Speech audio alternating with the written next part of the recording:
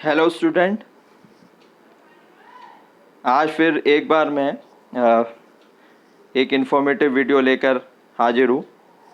और आज की जो वीडियो है वो कॉरपोरेट अकाउंटिंग सब्जेक्ट पर रिलेटेड है। तो इसमें आज हम कंपनी क्या होती है, कंपनी के features, types of company, share capital क्या होती है और शेयर कितने प्रकार के होते हैं, इन इम्पोर्टेंट टॉपिक पर डिस्कस करेंगे। ठीक है। तो इस वीडियो स्टार्ट करने से पहले आपसे एक रिक्वेस्ट है कि इस वीडियो को आप पूरा देखें और हमारे जो यूट्यूब चैनल है उसको सब्सक्राइब ज़रूर कीजिए, जिससे आगे आने वाले और भी अच्छे अच्छे इन्फॉर्मेटिव वीडियो की नोटिफिकेशन आपको मिलती रहे। और इस वीडियो को शेयर कीजिए, लाइक कीजिए। ठीक है। तो वीडियो शुरू करते हैं। तो देखिए, सबसे पहले हम बात करते हैं कंपनी की। तो जो हमारा कंपनीज एक्ट है 1956, जो ओल्ड एक्ट था, और जो नया हमारा जो एक्ट है कंपनीज एक्ट 2013। ठीक है। तो इसमें जो डेफिनेशन हम लोगों को दी गई है वो यहाँ लिखा हुआ है। Company is an association of person who contribute money और money is worth to a common stock and use it for a common purpose. In the other word of Justice James, a company is an association of person united for a common object। और जो हमारा companies act 1956 है उसके section 31I में जो definition दी गई है उसमें लिखा है company formed and registered under this act और एन एग्जिस्टिंग कंपनी। ठीक है। तो कंपनी का मीनिंग बताया गया है, तो मैं आपको बता देता हूँ। देखिए, कंपनी के बारे में अगर एक डेफिनेशन है तो company is an artificial person created by law with perpetual succession and common seal. ठीक है। तो इस तरह से इसके एक डेफिनेशन हम ले सकते हैं। तो देखिए, सीधे सिंपल बात है, company is an artificial person. तो कंपनी क्या है? एक आर्टिफिशियल पर्सन है। ठीक है। आर्टिफिशियल इसलिए है क्योंकि वो ह्यूमन की बॉडी की तरह नहीं है। ठीक है। इसलिए उसको क्या बोला गया? आर्टिफिशियल, बनावटी। लेकिन पर्सन इसलिए बोला गया है क्योंकि वो जिस तरह से काम करती है वो एज ए पर्सन। ठीक है। जो एंटिटी होगी उसका अपना नाम होगा, उसके अपने सिग्नेचर होगा, जो भी काम करेगी वो अपने नाम से करेगी। तो इसलिए इसको बोला गया artificial person created by law. ठीक है। जिसका निर्माण नियम कानून द्वारा हुआ है। कानून मतलब जो कंपनी बनाने की जो नियम और कानून दिया गया है कंपनीज एक्ट में, उसके आधार पर कंपनी का निर्माण किया जाता है। और इसका जो समापन है जिसको हम वाइंडिंग अप बोलते हैं, वो भी कंपनी एक्ट के नियमों के आधार पर ही किया जाता है। तो ये पूरी तरह से क्या है? एक नियमों के आधार पर बनाई हुई एक आर्टिफिशियल पर्सन है। ठीक है। इसी तरह से वर्क करती है। ठीक है। With perpetual succession and common law, इसकी एक कॉमन सील होती है, मतलब एक नाम, एक सिग्नेचरी, एक ऑथोराइजेशन। अपने नाम से जो भी डॉक्यूमेंट साइन करने हैं, जो भी एग्रीमेंट करने हैं, वो अपने नाम से करती है। जो इसको बनाने वाले लोग हैं उनकी और इसकी जो एंटिटी है, इसको हम बोलते हैं, इसके कैरेक्टरिस्टिक्स में आता है कि सेपरेट एंटिटी। तो सेपरेट एंटिटी का मतलब होता है बनाने वाले और कंपनी दोनों की जो एंटिटी रहेगी वो क्या रहेगी? सेपरेट। मतलब दोनों ही अपने अपने वर्क के लिए स्वयं लायबल रहेंगे।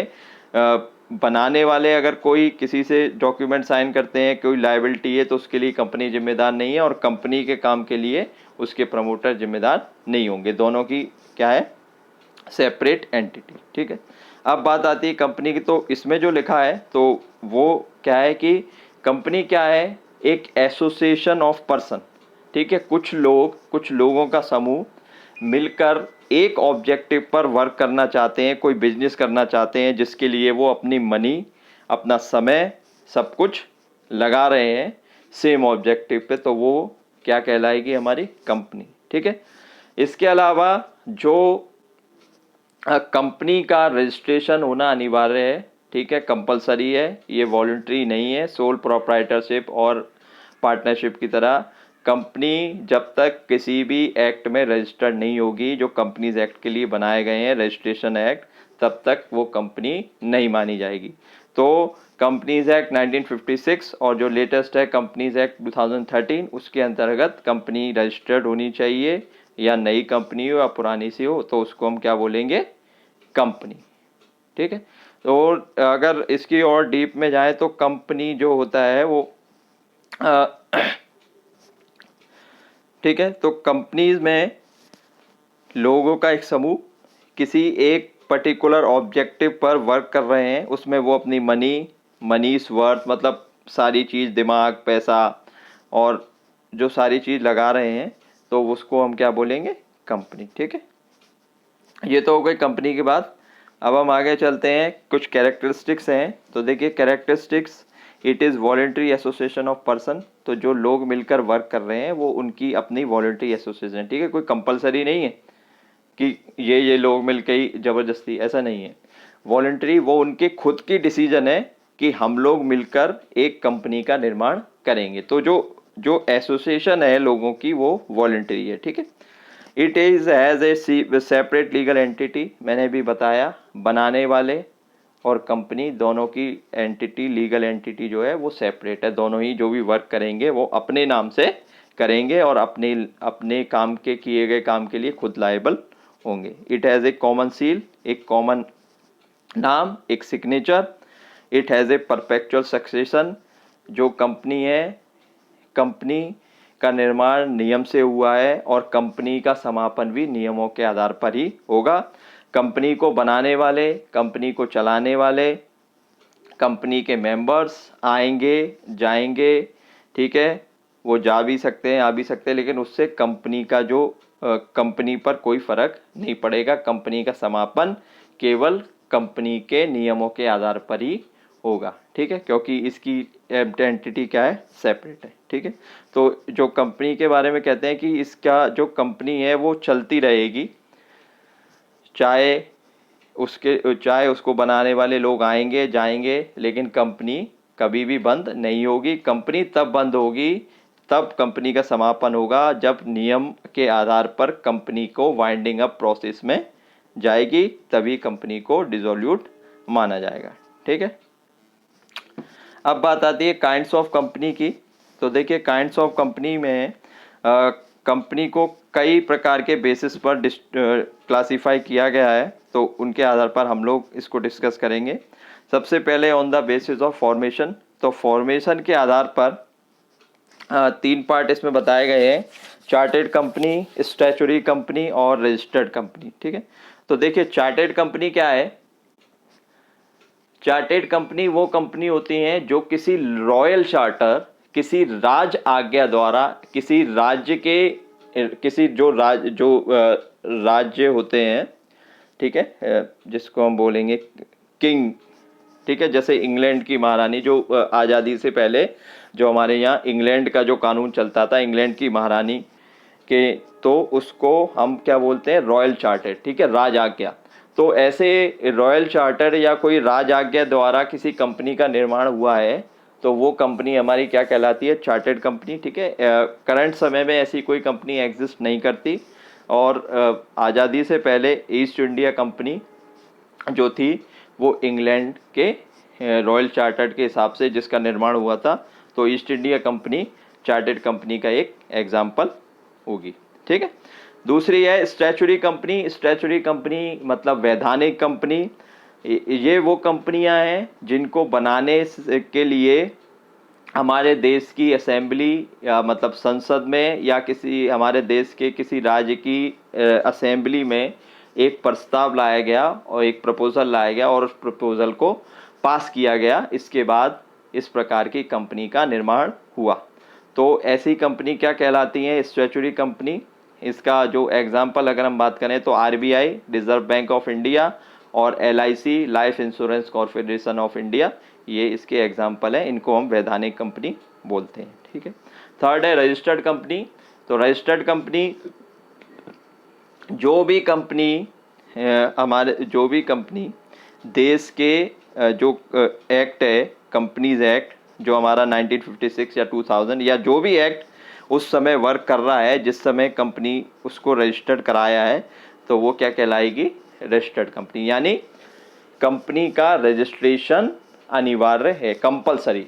कोई भी कंपनी चाहे छोटी हो बड़ी हो, उसको कंपनीज एक्ट के अंदर रजिस्टर्ड होना कंपलसरी है। उसको हम क्या बोलेंगे? Registered company. ठीक है, अब बात करते हैं on the basis of liability.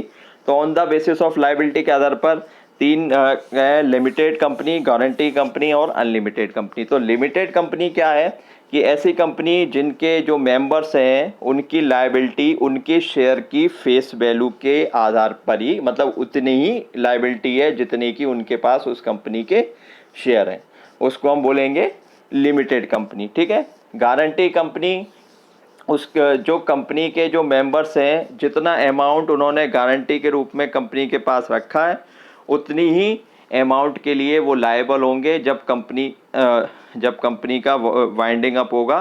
तो जो डिस्ट्रीब्यूशन में जो असेट्स का जो डिस्ट्रीब्यूशन होगा उसमें उनकी गारंटी के आधार पर ही उनको पेमेंट किया जाएगा। वो केवल उतने ही पेमेंट के लिए लायबल हैं जितना उन्होंने गारंटी के रूप में कंपनी को दिया था। ठीक है, तो लिमिटेड कंपनी हो गई, गारंटी कंपनी हो। अब आती है अनलिमिटेड। तो अनलिमिटेड कंपनी क्या है?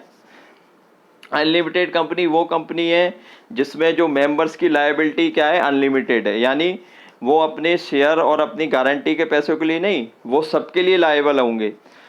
क्रेडिटर के पैसों के लिए भी, कंपनी की और कोई डेफिशिएंसी है, जो भी लेन देन है उस सब के लिए लायबल होंगे। तो ऐसी कंपनी क्या कहलाएगी? Unlimited company. लेकिन आज के दिनों में ऐसी कोई कंपनी एग्जिट नहीं करती है। बहुत रेयर केस में ऐसी कंपनी होगी, ऐसी कंपनी नहीं होती। ठीक है, ज़्यादातर लिमिटेड कंपनी रहती हैं। ठीक है, इसके बाद लास्ट में बात आती है ऑन द पब्लिक इन्वेस्टमेंट। तो पब्लिक इन्वेस्टमेंट के आधार पर कंपनी दो प्रकार की होती है, प्राइवेट कंपनी और पब्लिक कंपनी। ठीक है, तो सबसे पहले प्राइवेट कंपनी वो कंपनी होती है, देखो, जिसमें ये तीन रिस्ट्रिक्शन है। तो ये तीन रिस्ट्रिक्शन जो मैं बता रहा हूँ, ये अगर किसी कंपनी में ये रिस्ट्रिक्शन लगी हुई है तो वो प्राइवेट कंपनी है। इसके अलावा जिसमें कोई रिस्ट्रिक्शन नहीं है वो पब्लिक कंपनी होगी। तो प्राइवेट कंपनी की देखो रिस्ट्रिक्शन की बात करते हैं। सबसे पहले प्राइवेट कंपनी के जो मैक्सिमम मेंबर हैं वो 50 से ज़्यादा नहीं होने चाहिए। दूसरा, कोई भी प्राइवेट कंपनी अपने शेयर्स और डिवेंचर जनरल पब्लिक में इशू नहीं कर सकती, केवल अपने जान पहचान के, अपने आसपास के, अपने रिलेटिव्स में ही उनको इशू कर सकती है। तीसरा, कंपनी अपने शेयर को किसी भी अदर पर्सन को ट्रांसफ़र नहीं कर सकती, restrict the transferability of their share. ठीक है, तो ये तीन रिस्ट्रिक्शन है। वो जो तीन रिस्ट्रिक्शन जिन कंपनियों में लगी है उनको हम बोलेंगे प्राइवेट कंपनी, मतलब इन तीन कंडीशन के आधार पर जो कंपनियां बनी। इसके अलावा जो प्राइवेट कंपनी की रिस्ट्रिक्शन जिनमें नहीं है वो हमारी होगी पब्लिक कंपनी। पब्लिक कंपनी को हम गवर्नमेंट कंपनी भी बोल सकते हैं, इनको हम पब्लिक सेक्टर यूनिट PSU भी बोलते हैं। और जिन कंपनियों में गवर्नमेंट का जिन कंपनियों गवर्नमेंट के पास जिन कंपनियों का 51% शेयर पार्ट होता है वो हमारी पब्लिक कंपनी होती है। ठीक है, इसके बाद बात आती है शेयर कैपिटल की। तो देखिए, शेयर कैपिटल क्या है? कंपनी की जो टोटल कैपिटल है उसको जो छोटे छोटे यूनिट्स में डिवाइड कर दिया जाता है डिनोमिनेशन के। तो जो एक यूनिट होती है उसको हम बोलते हैं शेयर। ठीक है, और उन सारे शेयर्स की जो वैल्यू होती है उसको हम बोलेंगे शेयर कैपिटल। ठीक, तो इसमें लिखा है the total capital of the company is divided into units of small denominations, each one is called a share. According to section 246 of the Companies Act 1956, share has been defined as a share in the share capital of the company and include stock except where a distinction between stock and share is expressed or implied। ठीक है, तो जो छोटे छोटे denominations में divide किया गया है उसको हम बोलेंगे शेयर, और जो शेयर की पूरी वैल्यू है उसको हम बोलेंगे शेयर कैपिटल। इसको हम स्टॉक भी बोलते हैं। ठीक है, अब बात आती है शेयर्स की। तो देखिए, दो शेयर के क्लासिफिकेशन की। तो दो प्रकार के शेयर्स हम लोग जनरल पढ़ते हैं, एक प्रेफरेंस शेयर और एक इक्विटी शेयर। ठीक है, तो सबसे पहले हम बात करते हैं प्रेफरेंस शेयर की।